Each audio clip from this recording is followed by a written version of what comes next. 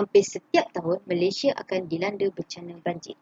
Ini disebabkan ciri-ciri iklim Malaysia yang mempunyai suhu yang seragam, kelembapan yang tinggi dan taburan hujan yang banyak.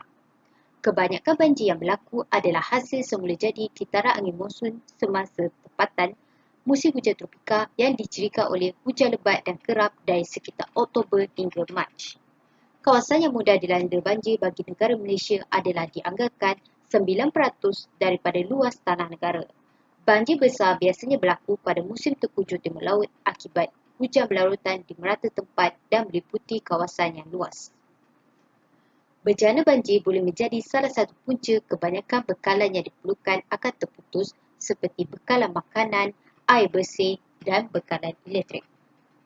Selain itu, dunia juga telah dikejutkan dengan kewujudan wabak penyakit coronavirus 2019 atau dikenali sebagai COVID-19 yang boleh merebak dengan pantas melalui sentuhan dan udara. Pertubuhan Kesihatan Sedunia juga telah mengiktiraf wabak ini sebagai suatu pandemik pada 11 Mac 2020 atau nama lainnya pandemik COVID-19. Oleh yang demikian, segala pekerjaan dan pembelajaran terpaksa dilakukan secara dalam talian bagi mengelakkan wabak ini terus merebak. Kebanyakan pelajar-pelajar juga terpaksa menjalani pembelajaran secara dalam talian. Maka, adakah bencana banjir ini mengakibatkan prestasi dan konsentrasi pelajar terjejas kerana terputusnya bekalan elektrik yang diperlukan untuk pembelajaran dalam talian? Setiap tahun, banjir kerap berlaku di negara kita. Banjir menyusahkan manusia. Banjir juga boleh mengakibatkan prestasi dan konsentrasi pelajar terjejas. Masalah yang dihadapi oleh pelajar adalah setengah pelajar mungkin menyebabkan penyakit kulit atau virus yang boleh merebak yang menjejaskan keadaan badan mereka. Sebagai contoh, COVID-19 adalah virus yang sangat cepat merebak sejak 2020. Selepas pandemik itu muncul, kerajaan telah mengumumkan semua orang perlu mematuhi SOP. Bangsa Malaysia mungkin terlupa peluntung muka supaya virus COVID-19 boleh merebak kepada orang lain dengan cepat. Perkara yang pertama adalah pelajar perlukan kekuatan. Kekuatan juga bukan dari segi fizikal sahaja, tapi juga pada emosi, dan disebabkan kes banjir ini, gangguan emosi berlaku pada kalangan pelajar. Ini berpunca daripada kerana hilangnya ahli keluarga atau hilangnya rumahan mereka, hilangnya segala-galanya yang mereka sayangi. Ini membuatkan semangat mereka untuk meneruskan lagi pelajaran mereka di institut yang diambil berkurang dan tidak berkeyakinan. Seterusnya, kelengkapan yang terhad.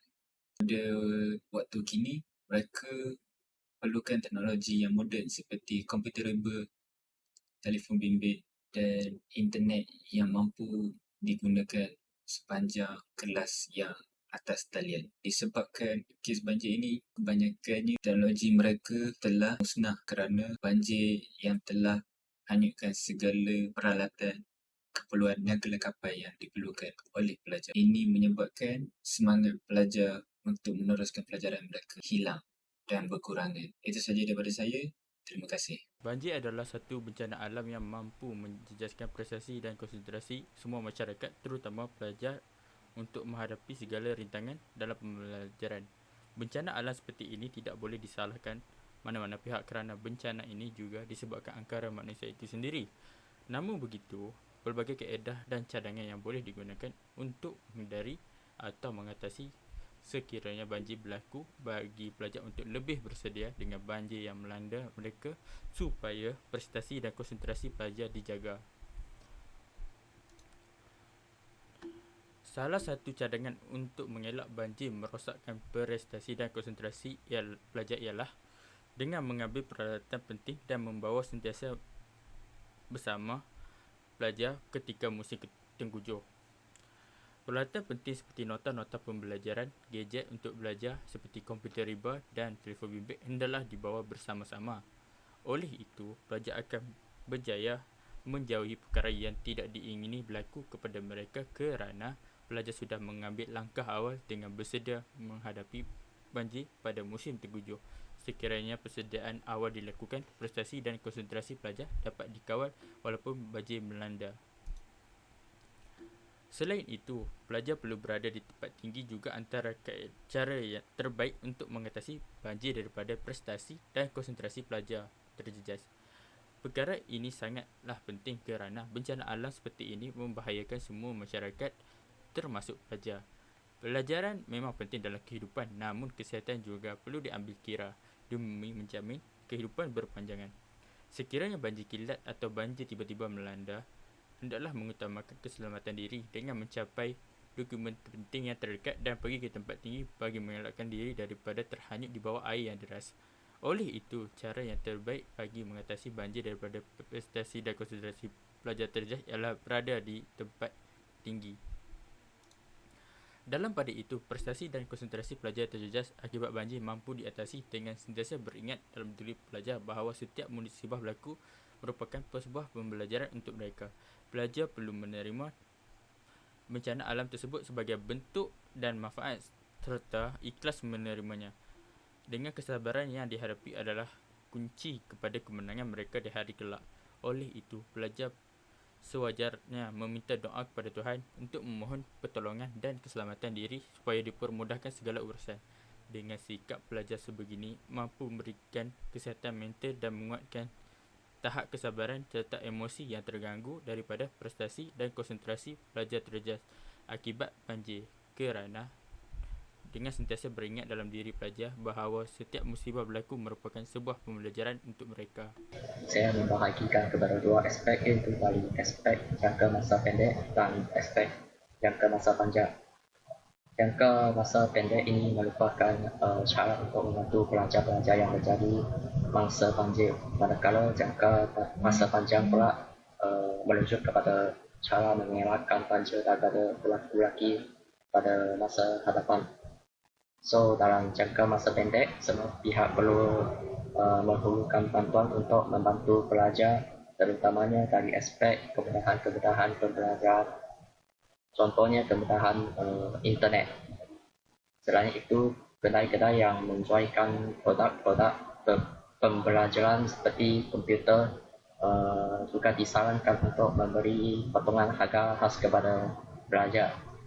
Selain itu, pihak sekolah perlu memberi cuti kepada pelajar untuk proses pemulihan persekitaran pembelajaran. Hal ini kerana rumah pelajar akan menjadi lebih kotor dan mengalami kerugian yang lebih besar disebabkan banjir. Jadi, sekolah perlu memberi sedikit masa kepada pelajar supaya tekanan pelajar itu tidak begitu besar. Bagi aspek jangka masa panjang pula, negara kita perlu mewujudkan sistem pengairan dan sistem saluran yang lebih cekap bagi mengelakkan banjir berlaku lagi pada masa depan. So, sistem pengairan ini merujuk kepada sistem yang mengumpulkan air dari kawasan yang lain. Manakala sistem saluran merujuk kepada sistem yang mengalirkan air dari sesuatu kawasan ke kawasan yang lain. Dan kata yang pendek, sistem pengairan akan menyebabkan air di sesuatu tempat itu akan semakin banyak. Manakala sistem saluran akan menyebabkan air di sesuatu tempat itu semakin berkurang. Seterusnya, untuk menjamin sistem pengairan dan sistem saluran dapat berfungsi dengan baik, pihak kerajaan perlu mengurangkan masalah pembuangan sampah dan longkang supaya sistem saluran ini tidak tersumpat. Dan faham pula, apabila berlakunya banjir, sisa sampah sarap akan terapung dan tercampur dengan air sehingga menyebabkan air menjadi kepok. Dan akhirnya, aktiviti penerokaan hutan perlu dikurangkan. Negeri Kelantan mengalami banjir kerana penembangan pokok-pokok sehingga menyebabkan air hujan terus turun ke tanah sampai tanah itu tidak boleh menyerap air hujan yang berlebihan dan akan menyebabkan berlakunya banjir. Assalamualaikum warahmatullahi wabarakatuh dan selamat sejahtera. Saya Fajar Sasra Widya Atma bin Rohadi Silo Edi Prono daripada kumpulan 7. Topik yang akan saya bincangkan adalah berkenaan perbincangan Topik ini penting untuk mengetahui punca bagaimana prestasi dan konsentrasi pelajar boleh terjejas sewaktu banjir. Pertama sekali, responden yang terlibat dalam soal selidik ini adalah sebanyak 13 orang dan lokasi pelajar yang terkesan dengan banjir lebih tertumpu di kawasan negeri Selangor. Berdasarkan jadual, kebanyakan responden terpaksa berpindah ke suatu lokasi sementara. Kesannya, responden mengalami keadaan kurang selesa dari sudut pembelajaran. Hal ini kerana sejumlah 12 orang responden berpendapat bahawa prestasi dan konsentrasi mereka terjejas disebabkan oleh suasana yang agak bising dan kekurangan kemudahan pembelajaran. Sebagai cadangannya, responden mencadangkan supaya untuk mengelak berlaku perkara sedemikian, iaitu bersabar, sediakan peralatan kecemasan, bawa peralatan penting bersama, bekalkan makanan secukupnya dan sentiasa mematuhi arahan daripada pihak berkuasa. Sekian daripada saya. Terima kasih. Assalamualaikum warahmatullahi wabarakatuh. Saya Abdul Muiz Haziq bin Fazil daripada kumpulan 7 akan membentangkan kesimpulan mengenai topik banjir mengakibatkan prestasi dan konsentrasi pelajar terjejas. Kesimpulannya, prestasi dan konsentrasi pelajar boleh terjejas akibat daripada berlakunya banjir. Banjir bukan sahaja memusnahkan harta benda, ia juga mampu memberi kesan yang negatif kepada pelajar. Keadaan banjir yang melanda negara kita telah menyebabkan keadaan mental pelajar lebih merudum. Apabila fokus mereka terganggu, tak kala memikirkan keadaan rumah dan kelengkapan pembelajaran mereka yang musnah akibat daripada banjir. Hal ini menyebabkan pelajar berasa tertekan dan hilang semangat untuk meneruskan pembelajaran, sekaligus menyebabkan prestasi dan konsentrasi pelajar terjejas. Oleh yang demikian, ibu bapa dan rakan-rakan perlulah membantu pelajar dalam memberikan semangat kepada mereka agar pelajar tidak berfikiran negatif dan lebih fokus terhadap pembelajaran mereka. Pihak kerajaan pula perlulah mengambil inisiatif dalam membantu menyediakan kelengkapan pembelajaran kepada pelajar yang terkesan akibat daripada bencana banjir yang menimpa mereka. Akhir kata, semua pihak perlulah memberi kerjasama dalam menangani isu ini agar pelajar mampu memberi konsentrasi dan meningkatkan